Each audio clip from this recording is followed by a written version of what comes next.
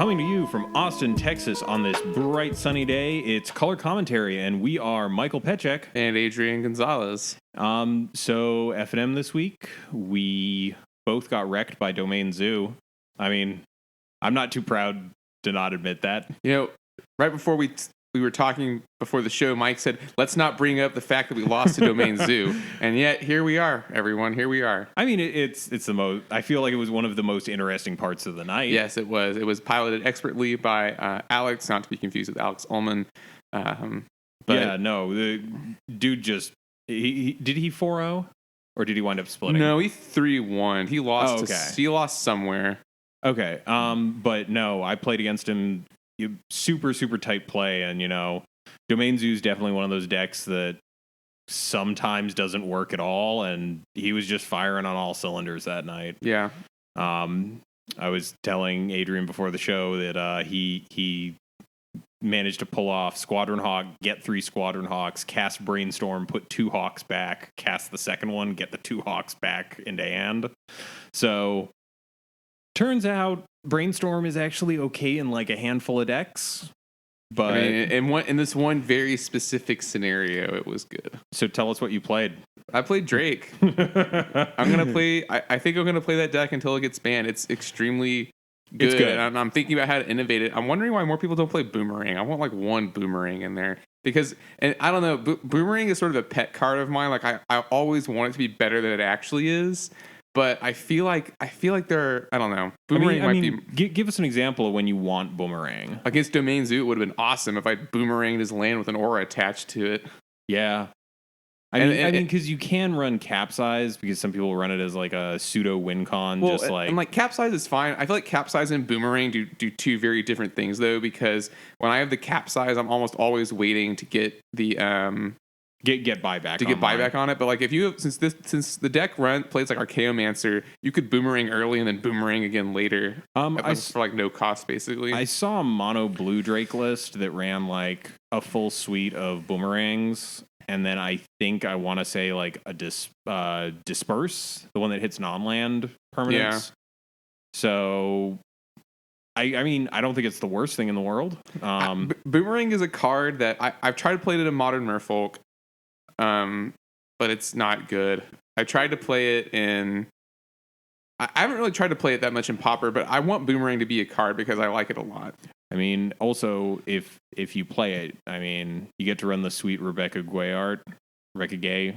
I always forget how to pronounce her last name. I say Guay. That is the promo, and I believe there was also a white border printing of it. But the ones I have are the Mirage ones, and then I have some of the white border of the original. And I actually really like the original Boomerang a lot.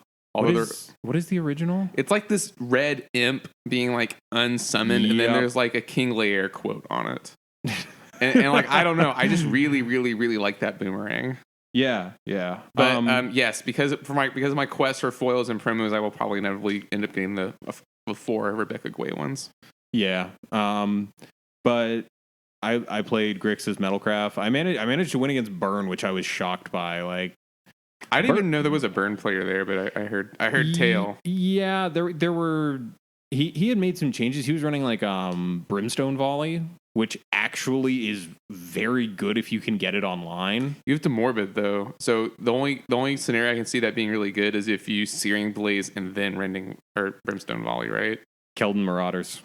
Okay, that works. Yeah. I think I chumped the Keldon Marauders, but then I got hit for 5 off of Brimstone Volley. Well, but you can just even let the Keldon Marauders die on turn 3 and then or turn 4 and then you can Brimstone Volley still. And yeah, so that seems okay. Yeah.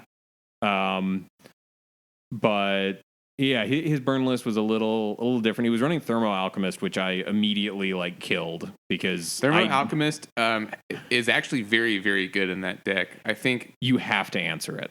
Yeah, I think people were initially a little underwhelmed or like didn't really see the potential for Thermo Alchemist, but I believe it has become a mainstay of the burn decks just because if left unchecked by itself, it will produce another 3 to 4 damage over the course of its lifetime. Yeah. I think that, you know, it's not a strict upgrade over Goblin Fireslinger because it is 1 more mana.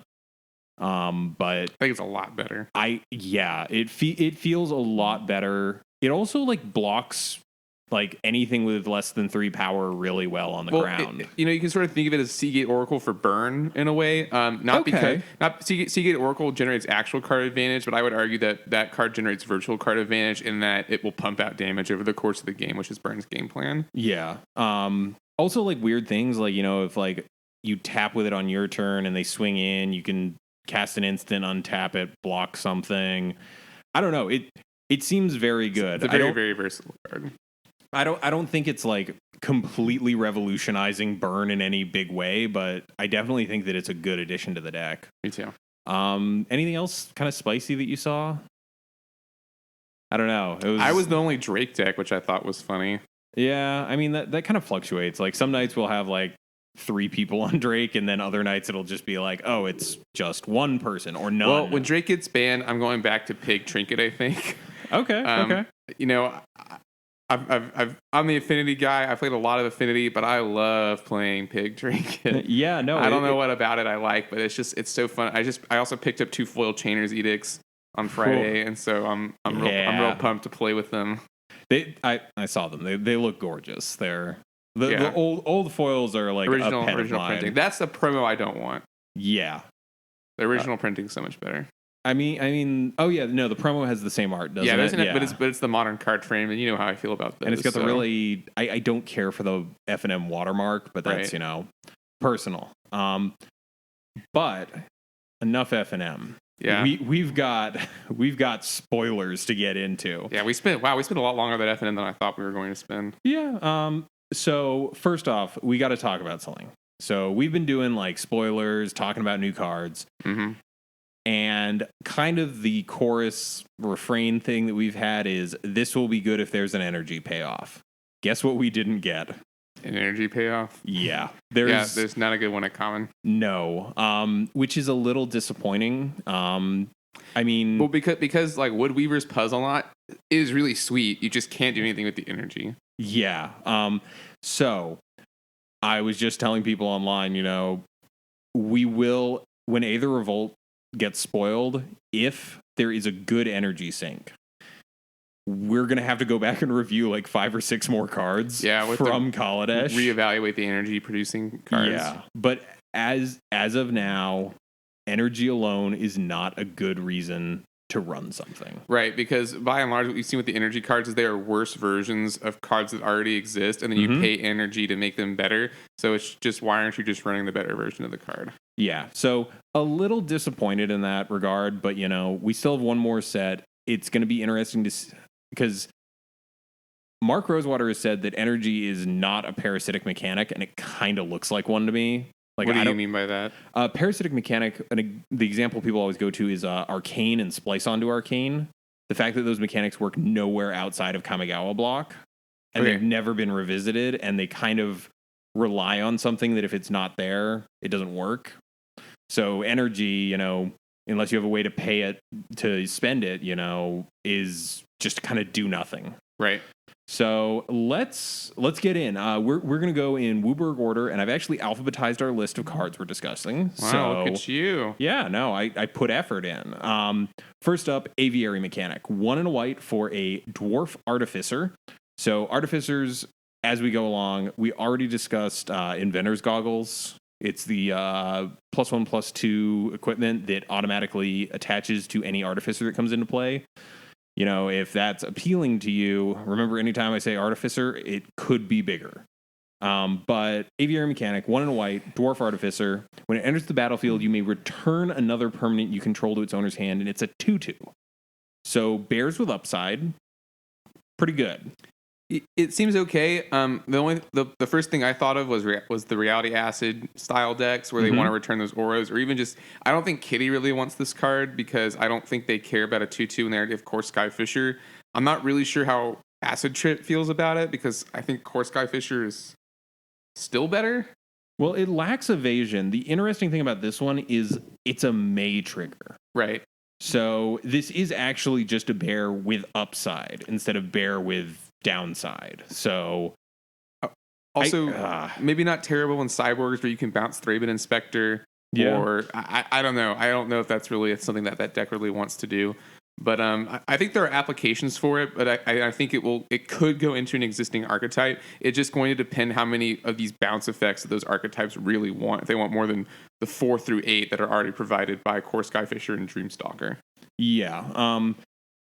I'm wondering if there's like room for like a mono white kitty, like just kind of using this to bounce back like ETB artifacts or something like that. I could certainly see that. Like a little less aggressive than cyborgs, but still kind of like white metalcraft deal. We would have to go back and revisit the white cards that care about metalcraft. Yeah. For me to really think through that, because Galvanic Blast I think is a big reason those decks are red. Also, I don't know. It's a very interesting card. We don't have a lot of these bounce your own creature or bounce your own permanent, I should say, effects in the format. So yeah, it's. I also do think it's interesting that it's a May, because usually this is used as a quote unquote drawback. Right. But moving on. Next up, we got Built to Last. 1 white for an instant. Target creature gets +2/+2 until end of turn. If it's an artifact creature, it gains indestructible until end of turn. Now, what do you feel about this? You're the artifact guy. I'm not going to play this in Affinity. I guess you could play it in. We talk a lot about cyborgs just because I think we did it recently. But then I don't know. The only artifact creature that I can think of in there is Porcelain Legionnaire. Glinthawk isn't an artifact. Glinthawk Idol is an artifact.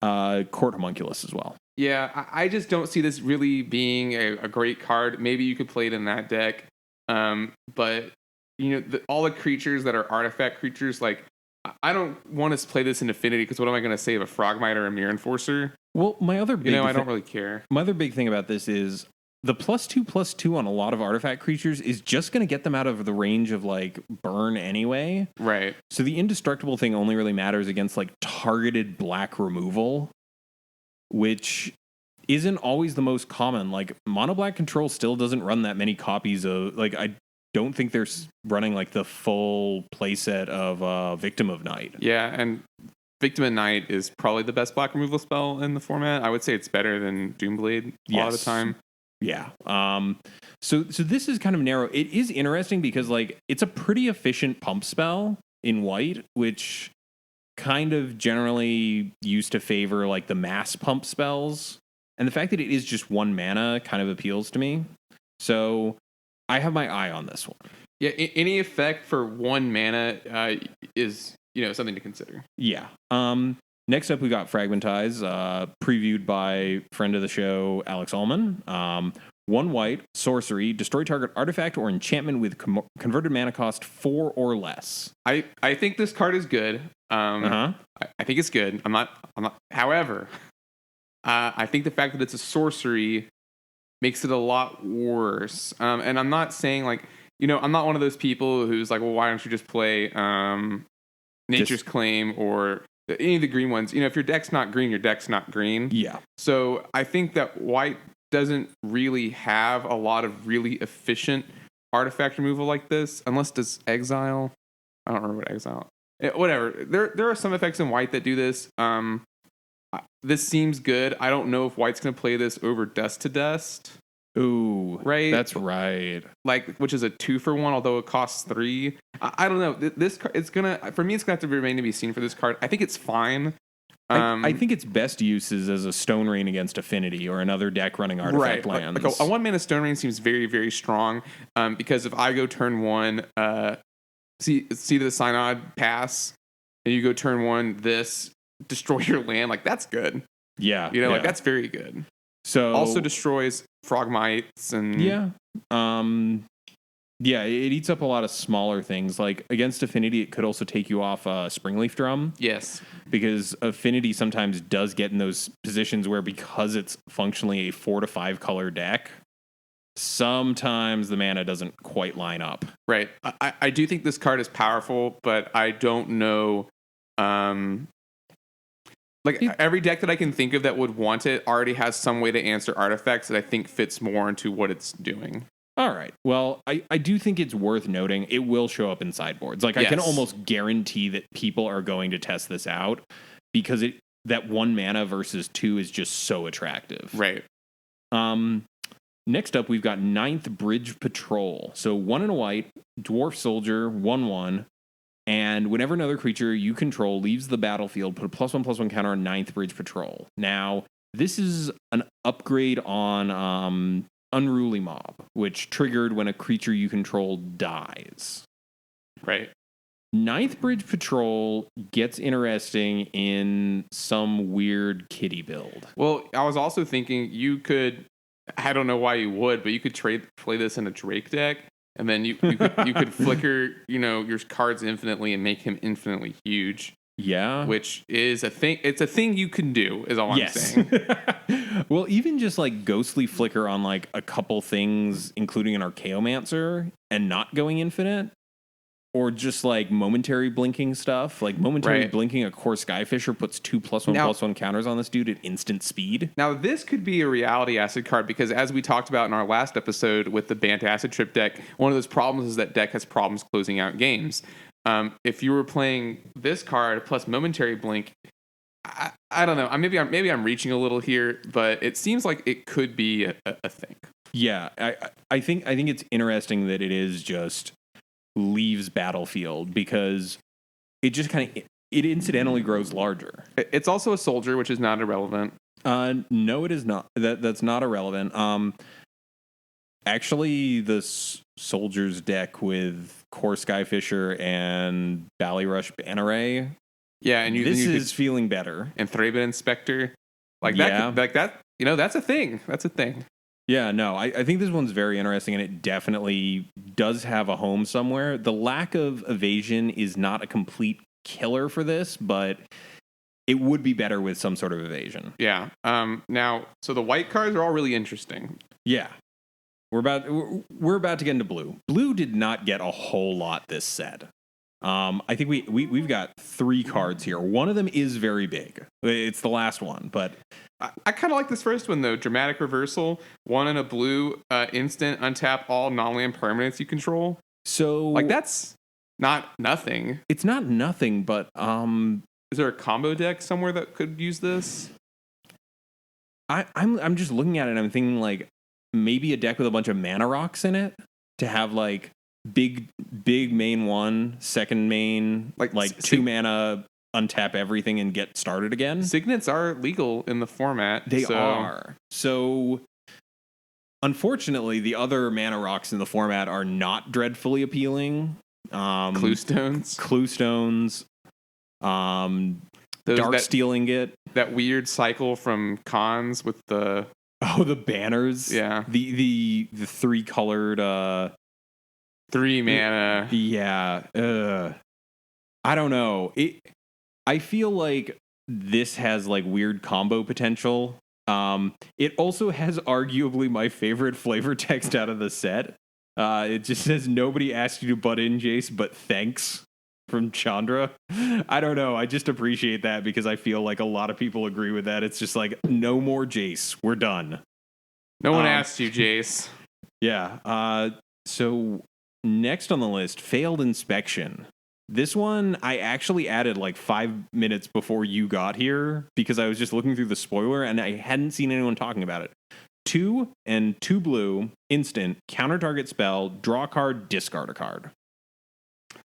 I think 4 mana is what's going to kill this. We obviously play in a format with counterspell. Mm-hmm. That being said, I don't think this card is completely irrelevant. Teachings is a toolbox deck, and while you're never going to be Teachings for this card specifically, I could see you casting the spell, maybe dumping a land or Chainer's Edict, and then generating a small bit of card advantage off of your counterspell.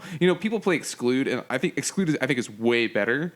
Yeah. But this card is kind of like a catch-all Exclude, right? Yes, it doesn't have the restriction of creatures. Right, but you counter something, and then you get to draw a card. Granted, you have to also discard a card with this one, but your Teachings. So maybe you discard a Think Twice or another Teachings or a chain. You have all these flashback spells. So I don't think the card is 100% irrelevant. I think you could see it in a Teachings list.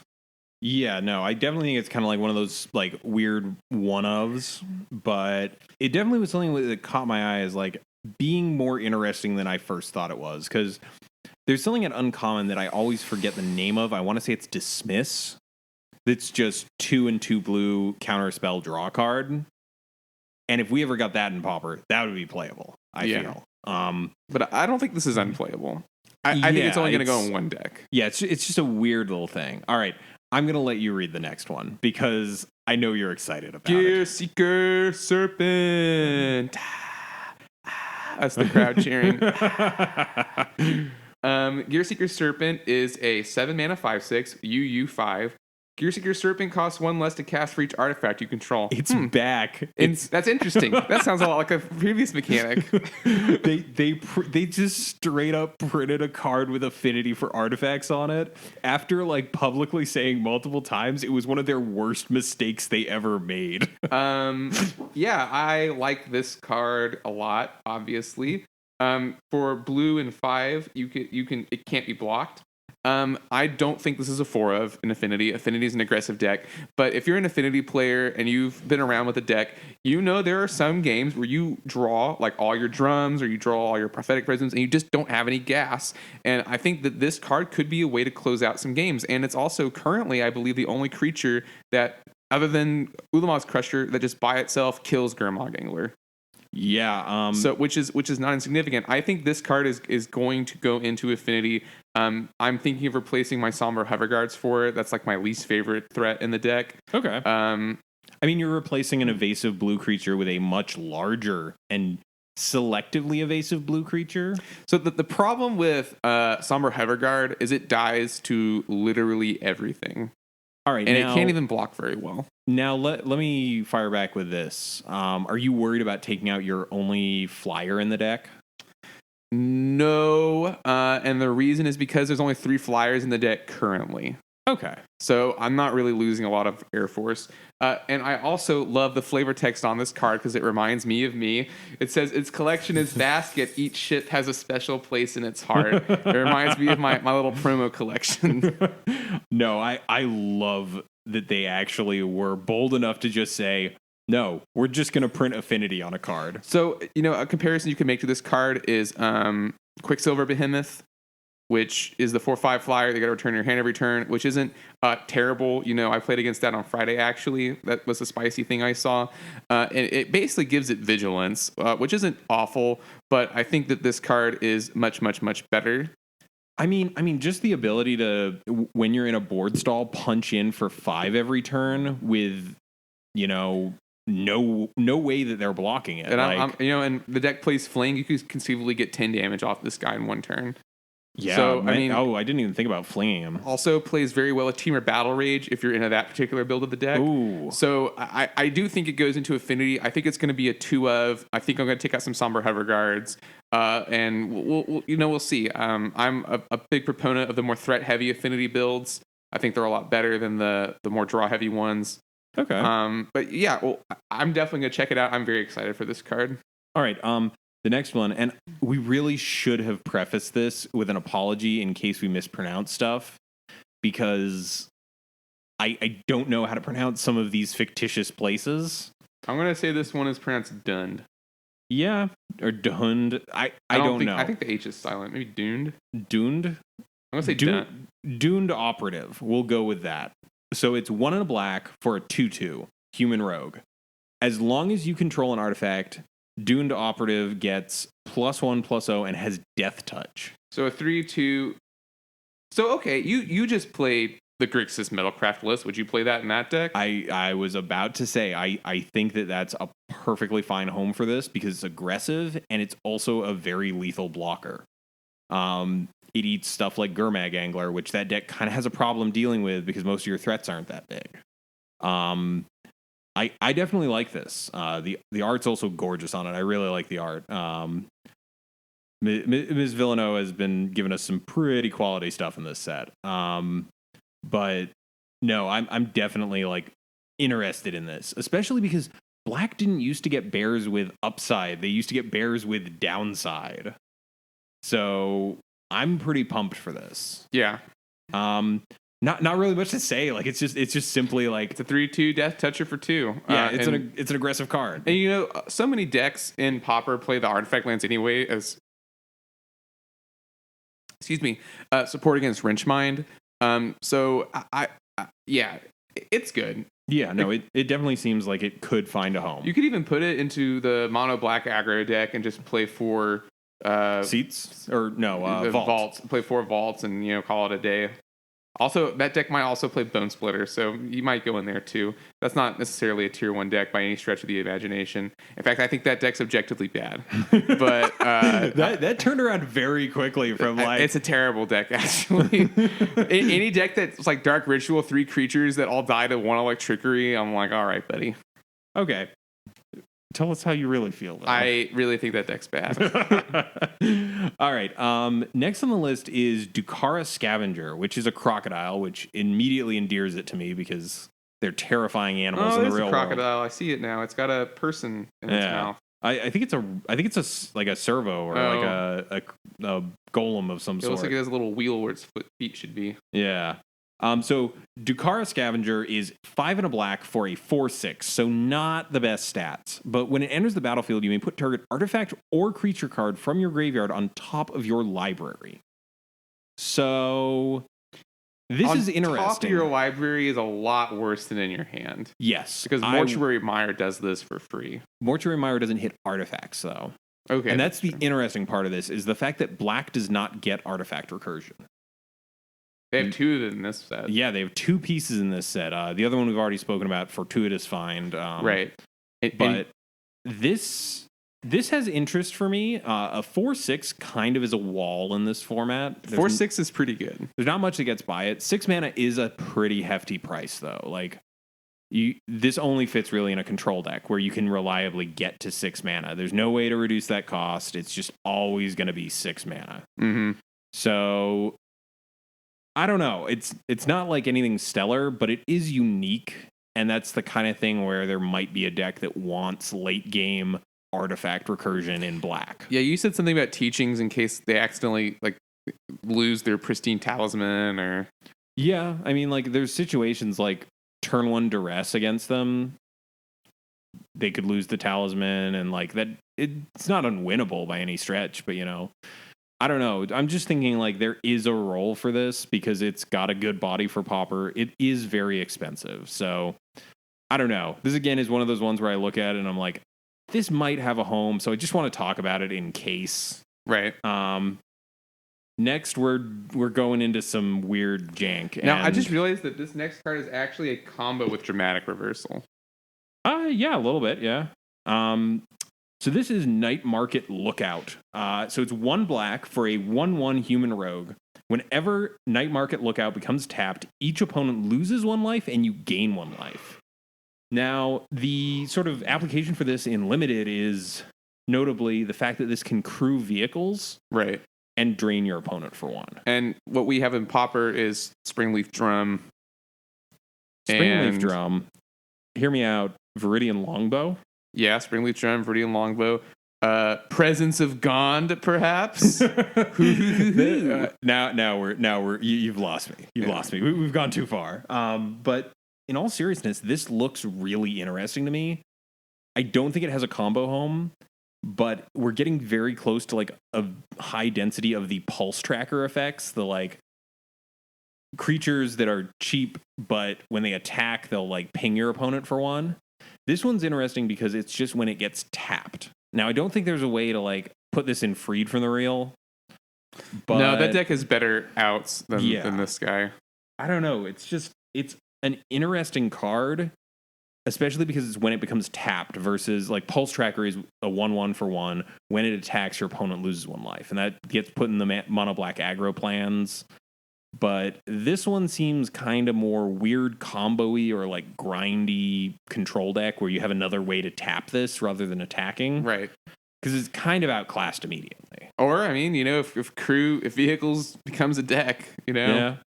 We'll get there. Don't worry. I don't know. Again, like this kind of falls into the, I don't think it's busted, but I think it's interesting enough where we would be wrong not to talk about it. Right.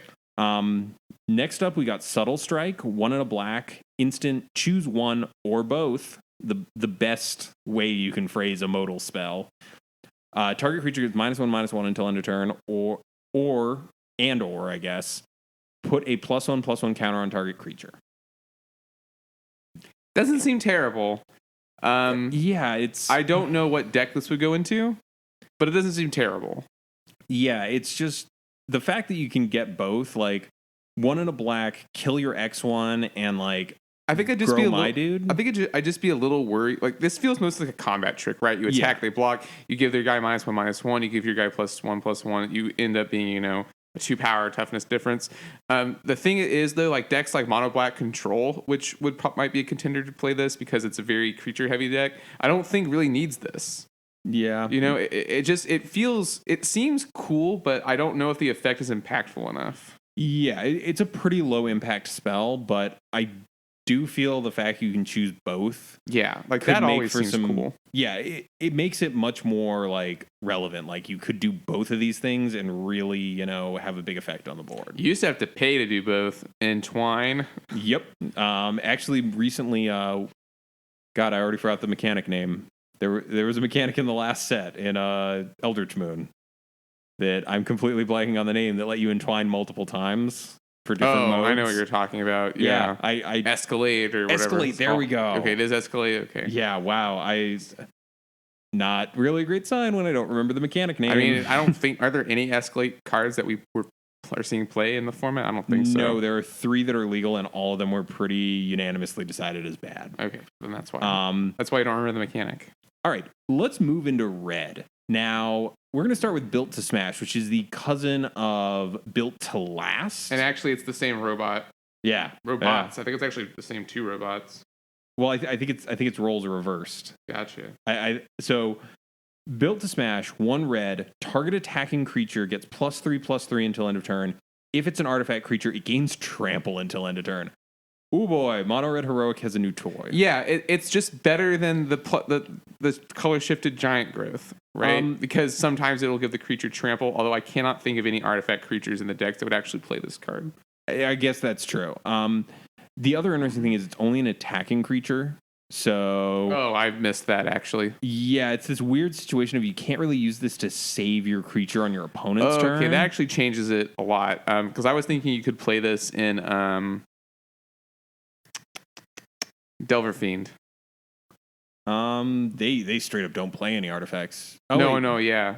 None of them. But actually, just the +3/+3, like yeah, that's what I was thinking. But then, like, do they really need brute force 5+? Yeah. I don't even know if they play that card 100% of the time. I also didn't realize it was only for attacking creatures. Yeah, no, that does make it less attractive. But again, maybe some sort of Boros Metalcraft deal.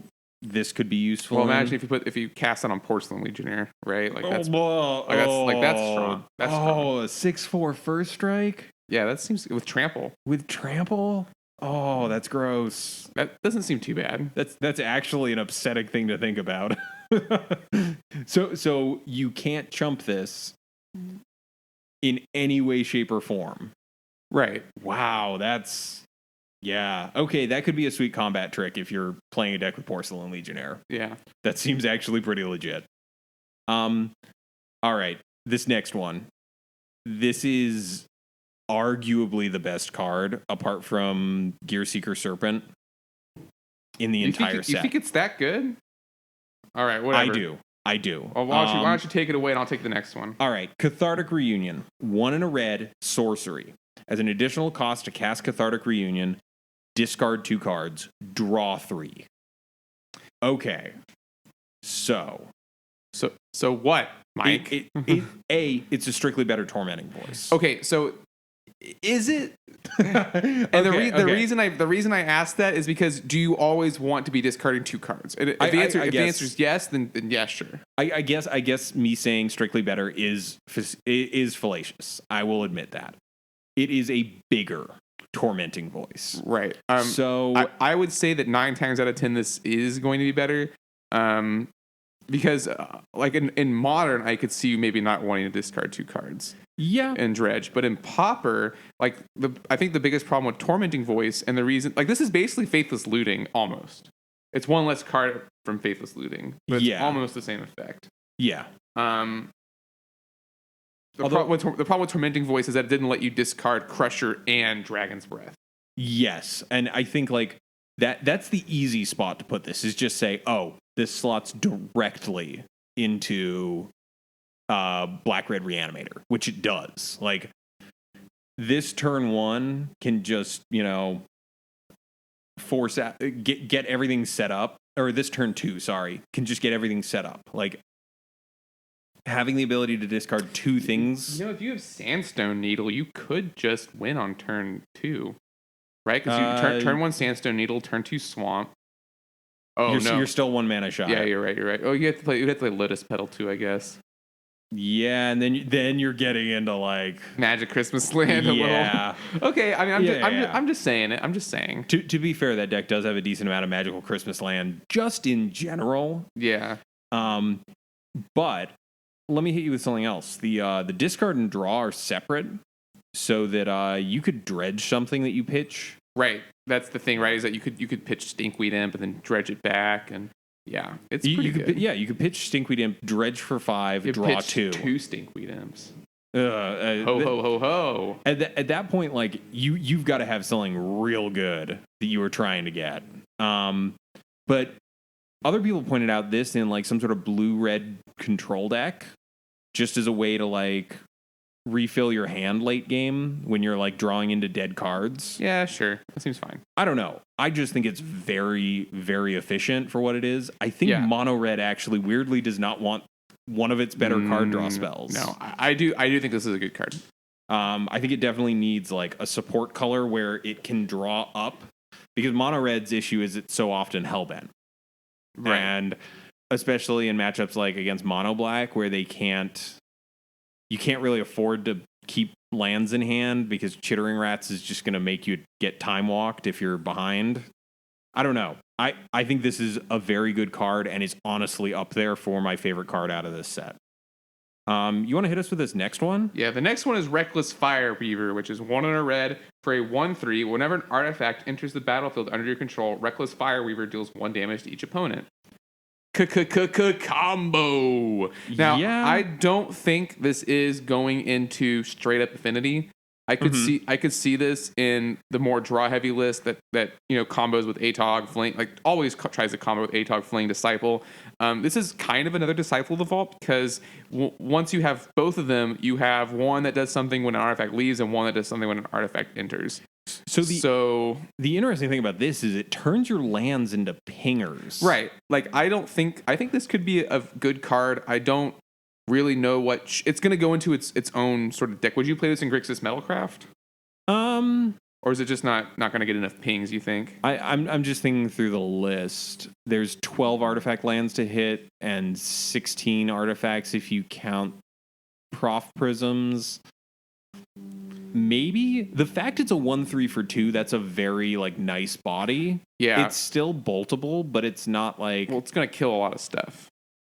Or it's going to block a lot of stuff and maybe kill a lot of stuff. And I keep going back to this. Seagate Oracle stats are relevant. Yeah, 1/3 is actually a very good defensive body in this format because it kind of stonewalls any 1/1s or X1s really on the ground and can definitely buy you some time. So maybe this is like part of like a more eggs-like version of Affinity. Yeah, like I'm not totally out to I think this card is good. I think you're going to have to build a deck that really leverages its, unlike Thermo Alchemist, which is I think the easiest card to compare this to. It doesn't just go into an existing archetype. You're going to have to sort of build around it to leverage its ability, which I think is very powerful. Yeah, I mean, you could definitely just throw this in Affinity. I don't think it's going to, up your percentage points in most matchups dreadfully much. So that's the thing about Affinity, right? Is that we've talked about it before. Affinity is very versatile. You can kind of do whatever you want. Yeah. So try it out if you want. I don't think it's a better threat than a lot of the other cards. The only card I could even think about taking out would be like Frogmite, and Frogmite's good because it's free. Yeah. So. All right, next up, we've got Spireside Infiltrator. And I don't know why you put this card in here. 2 in a red, whenever it becomes tapped, deals 1 damage to each opponent. Oh, I misread 3/2. it. I thought it was only when it entered the battlefield. Never mind, I stand corrected. So this is obviously meant to crew vehicles also. Yes. It's a 3/2, which is like an okay body for 3 mana in red. They've been getting closer to, breaking parity on vanilla creatures for red. So the only problem I could see with it is that we already don't play Boggart Brute, which is this card with evasion. Really? Yeah. I did not know that this was kind of a reprint. Well, it's not really. Boggart Brute's a 3/2 for 3 with Menace. Oh, okay. And so I'm just saying, like, we already have an evasive creature with these stats in red that already doesn't see play. So I don't know if this will go straight into like a red Sly style deck, but maybe like what we talked about earlier with the black card that does the same thing. There might be some combo potential here. Yeah, no, I think that's where I was going with this. Is just it's an interesting effect. You know, someone could figure out a way to leverage this. I can't figure out a combo with it, but I don't know. It's definitely an interesting option. Yeah. Anything that does something when it's tapped is interesting. Yeah. How about you take this next one again? Because this one's another one that's kind of relevant to your interests. I don't think it's very good, actually. It's a Welding Sparks. Welding Sparks is one, a red, and then 2 colorless. It does X damage to target creature where X is 3 plus the number of artifacts you control. So we're looking at a big burn spell that only hits creatures. Yes. And is not as mana efficient as Flame Slash. Yes, although Flame Slash 4 misses like a couple of Affinity's big problem creatures. Fangren Marauder. That's true. This does kill Fangren Marauder. Mm-hmm. But it kills Gurmag Angler. I'm just not really a big fan of it because it costs 3 mana. So what do you think about this in like a kitty deck? I don't know. Like it can kill very large threats.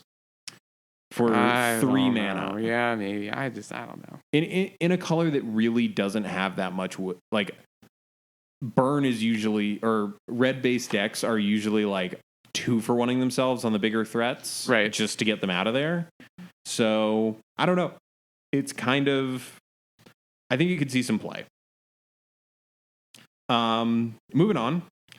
Green, larger than life. 1 and a green, sorcery, target creature, it's +4/+4, gains trample until end of turn. It's not completely irrelevant. Trample makes it good. It's a strict upgrade to Predator Strike, right. Which was +3/+3 in trample. Also sorcery speed. People have talked about this in Infect. You could even, yeah, sure. I mean, sure. So the problem with Infect and Pauper is I don't think there's enough pump spells. I think there's not enough creatures. Yeah. So I don't know how much is actually going to help that deck. I also don't really know if Stompy's going to want it, because Stompy already has cards like Groundswell, which are way better. I mean, both decks already have Groundswell. Yeah. But, the sorcery speed is kind of a killer for this. Yeah. Trample is good. Yes. Like Trample is very good. Just the fact that you can't like spring it on your opponent, like your opponent makes what they think is a good block, and then you go, gotcha, getting in for 4. Yeah, but like this card isn't Vines of the Vastwood by any means, you know. No, it is certainly not. I don't know. I threw it in there. People were talking about it in Infect, which is kind of one of those fringe decks that people do care about. I lost to Mono Green Infect the other day. Did you? On Moto, yeah. Ugh. Me and the embarrassing losses lately. Yikes.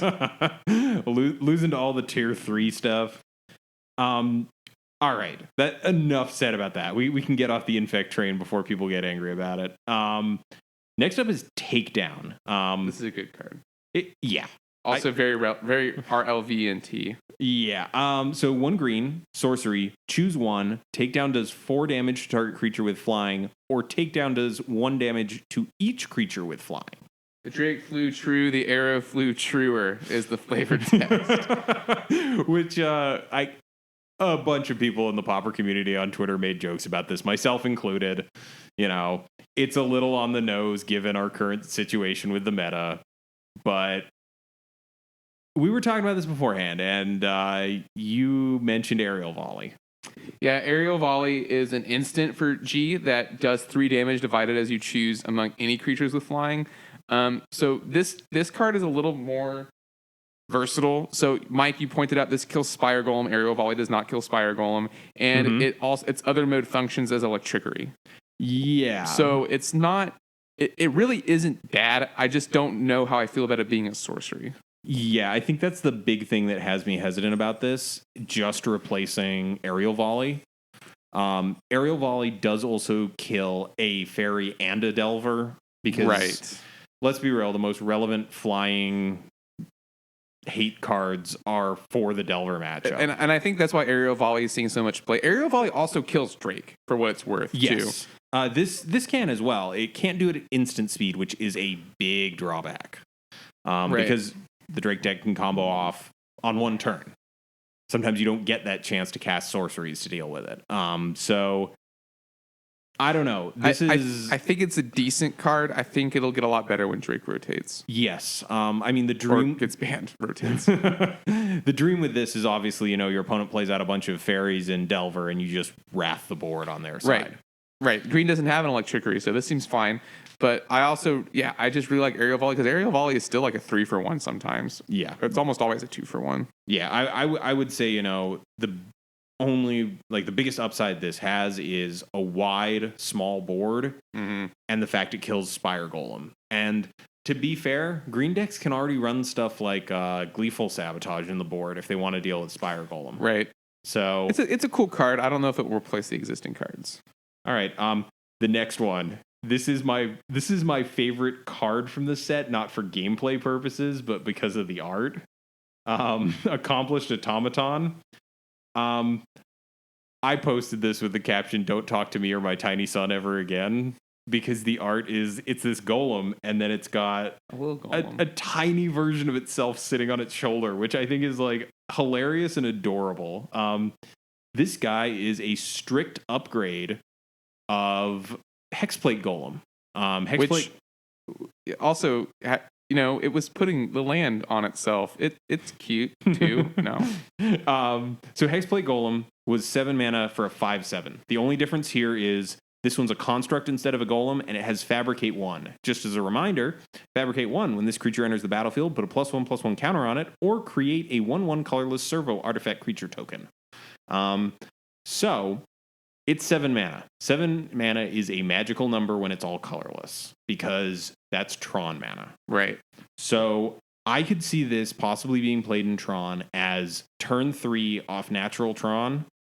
You go either 6/8, or if your opponent's playing black, 5/7 with Edict Protection. Okay, that's not irrelevant. That's actually pretty good. I didn't think about that. First when I was looking at it, I was like, what are you talking about, Mike? But that actually is a conceivable scenario. Yeah, just the fact that it can come with its own Edict Protection or just be slightly bigger, I really like on like a big fat creature that's all colorless mana. Also, again, I love the art. I don't know why, but it just makes me laugh. I don't know. I have like a very deep soft spot for like cute robots. Also, when this dies, it triggers Fangren Marauder, so Yeah, that's not irrelevant. I still think that, Tron's best win con in terms of like big colorless threats is still Crusher. yeah, well, it's an 8/8 with Annihilator, so Yeah, real hard to deal with that for most decks. Moving on, I've got one in here that I don't know. It just kind of, it's not good, but I wanted to mention it. Consulate Skygate, 2 colorless for an 0/4 defender with reach. I don't know. and then we're gonna move on to the next card. I mean, defender combo. I don't know. It blocks most flyers. I think you're really reaching on this. Yeah, this one. Get it? Reaching. Most decks don't want an 0/4 that blocks creatures with flying. Yeah, I don't know. Now that being said, it has some merit, right? It's a colorless creature. It goes in any deck. That's a thing. That's not. No, Mike, you did good. But I also would like to bring up One-Eyed Scarecrow, which goes all flying creatures -1/-0. Oh hell, which is also super good. That's probably actually better than this. Okay, I included a bad card. No, it's you can. Mike, you did good. Muffin. All right. Well, we got the next one, which you also think is bad. Eager Construct. To be fair, you didn't read it, so yeah, that is fair. So I read this slightly differently. Eager Construct, 2 colorless for a 2/2. When it enters the battlefield, each player may scry 1. I thought it was you scry 1. Yeah, that would have been awesome. But each player, but like you said earlier, each player scrying 1, maybe not the end of the world. You still do get the scry, and it is a colorless bear. Yeah. Lots of bears in this review, I've noticed. Like, we're just getting like 2 mana for 2/2s with upside seems to be like pretty pertinent in this set. That being said, I don't think this will see constructed play. No. Also, it's just a cute robot. I like my robots. Maybe that's why it's in here. Just be glad that we don't have Filigree Familiar at common, because I would have ranted about that for like 10 minutes. That actually is a good card, though. Yeah, it's a mini Solemn Simulacrum. Yeah, that card is good. That would have been awesome in Pauper. All right. But getting on to more interesting cards. Inventor's Goggles, 1 colorless, artifact equipment. Equipped creature gets +1/+2. Whenever an artificer enters the battlefield under your control, you may attach Inventor's Goggles to it, equip 2. I'm going to be getting this in foil as well because of the synergy with Carapace Forger. I don't think this replaces Flare Husk, and we also didn't really see any artificers in this set that are going to go into Affinity. Yep.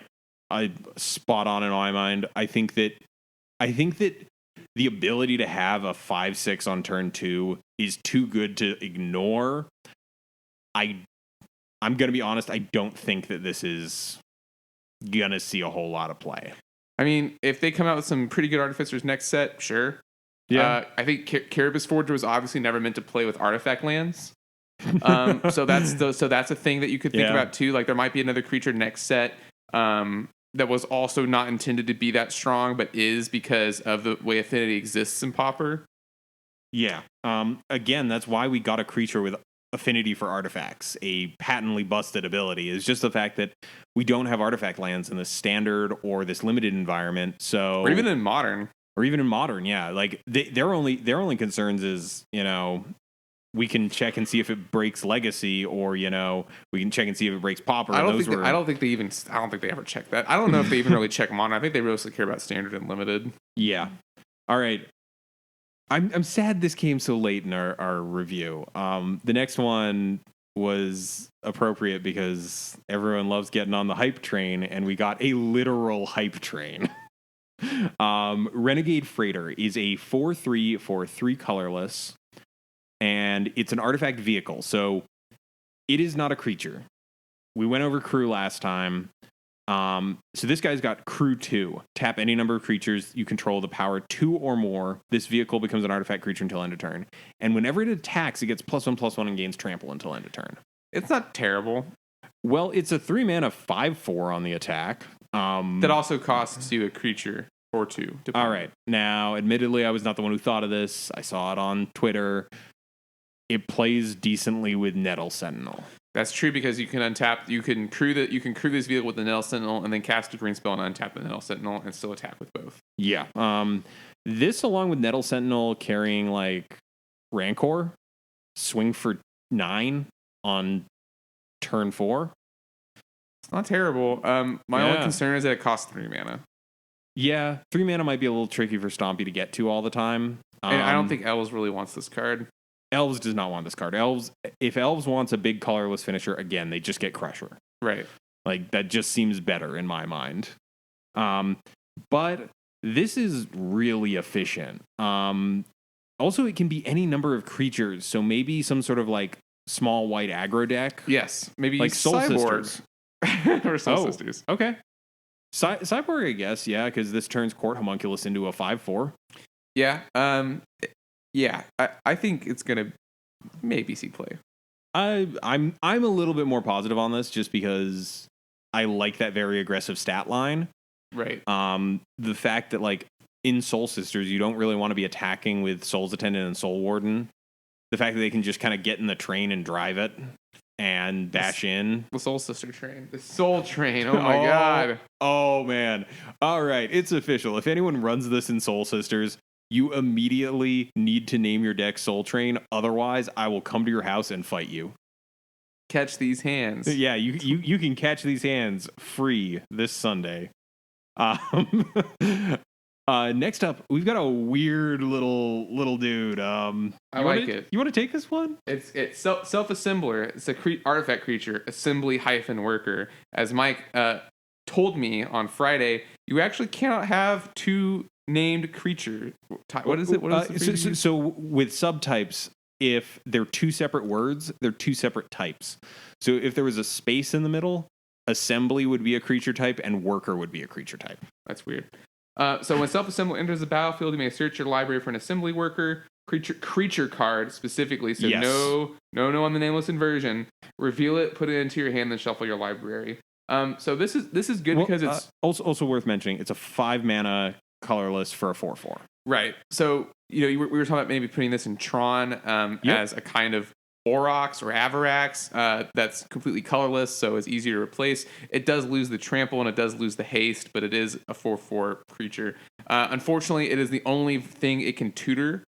Yeah. Still, because the actual creature assembly worker, which is the only other assembly worker, is an uncommon. Which is I believe a 1/1 for 2, 2/2 for 2 that can tap to give another assembly worker +1/+1. Right. It's not even very good, honestly.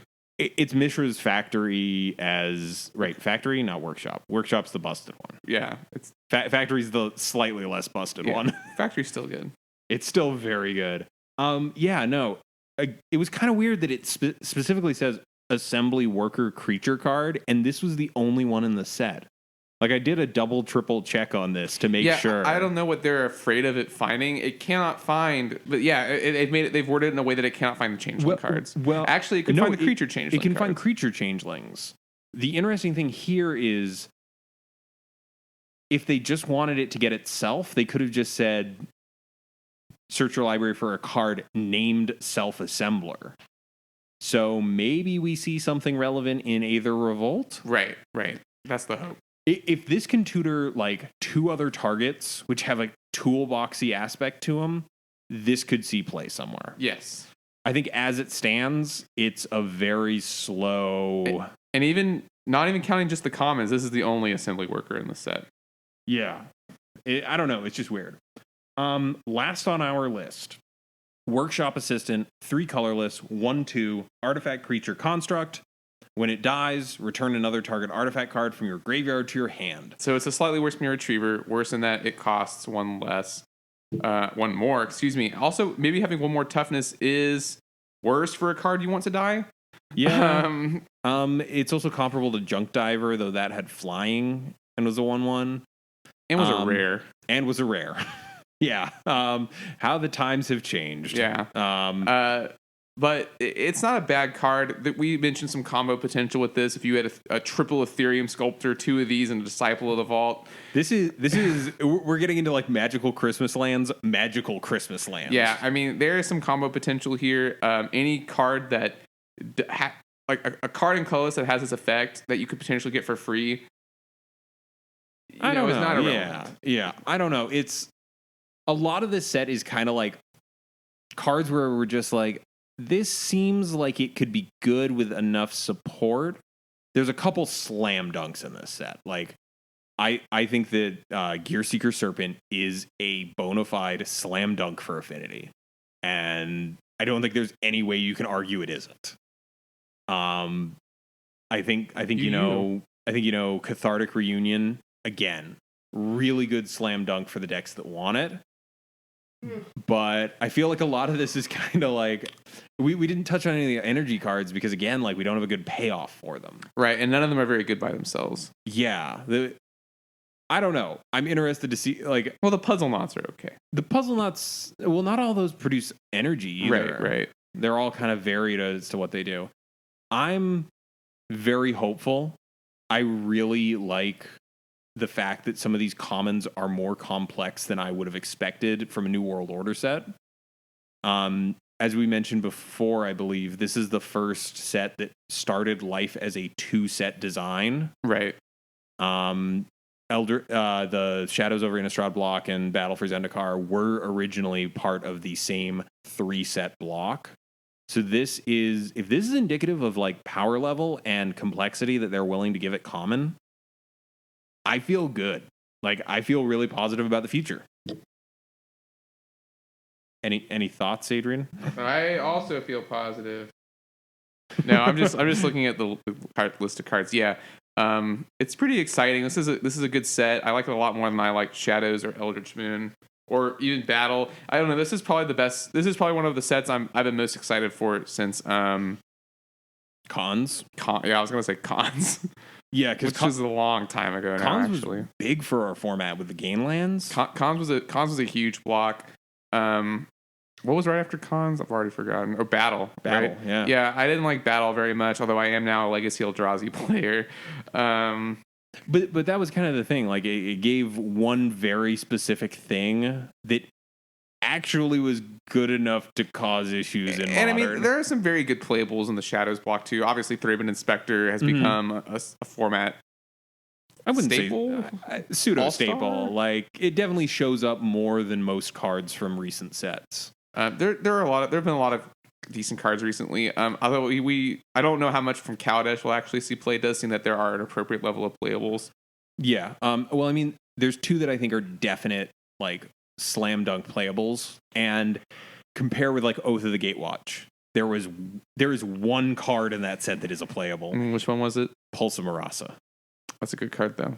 It's a good card, but can you name me one other common? We said that, but I would like to say that I think that the fact that we had one playable out of a set is sometimes more than other formats get. So now that being said, the new dual lands do see play in Modern. Because they definitely will. Because they already do because they're more tutable lands. So we forgot to mention something.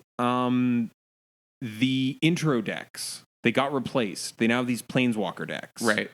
The only relevant part out of them for us is the fact that there was that split cycle of 10 duels, which were functional reprints of the gates that were printed. The first 5, the allied ones, showed up in Oath of the Gatewatch, and the other 5 showed up in Shadows. They include like Foul Orchard, Stone Quarry. They were originally uncommon. They have been shifted down to common. Not all of them, though, right? We only saw 2, I think. Yeah. But they have said that their plan is to use this product as a way to keep those ETB tapped duels in Standard in perpetuity. So, but they're not gain lands, unfortunately. They're not gain lands. Worth mentioning because those products will be released online. So I don't know if you need your third pair of like ETB tap duels. I guess you got it. Yeah. I don't know. I just wanted to make sure that it was out there. People knew, right? All that good stuff. You wanna take us out? Yes, I'll take us out, but first, a quick word from our sponsors. Mike and I will be playing at the Kaladesh pre-release on the weekend of the 25th at Pat's Games in Austin, Texas. Yeah. We're going to be playing Two-Headed Giant that Sunday. I believe the tournament starts around 3 o'clock, so we'll be doing the podcast, and we'll be headed straight over there. Feel free, if you're in the area, stop by, play some games, say hi. Our favorite LGS, certainly. Yep. Yeah. No, if you see us and you want to say hi, don't worry. We're pretty friendly people. Might even give you a business card. All right. So that's all that we have for this week. Special thanks to Pat's Games, of course, for giving us a place to play a weekly popper. Special thanks to L for the use of his song Quantitative as our theme music. You can find that track and other great tunes on his SoundCloud under the name LLL. Please subscribe to us on YouTube, follow us on Twitter, and like us on Facebook. We're also on iTunes, and if you subscribe there, please leave us a written review because that will really help us out. If you have an idea for a discussion topic or a deck list you'd like us to discuss, you can either use the contact form on our website or email us directly at colorcommentary@gmail.com. I'm Adrian Gonzalez. I'm Michael Petchek. And we're signing off for Color Commentary.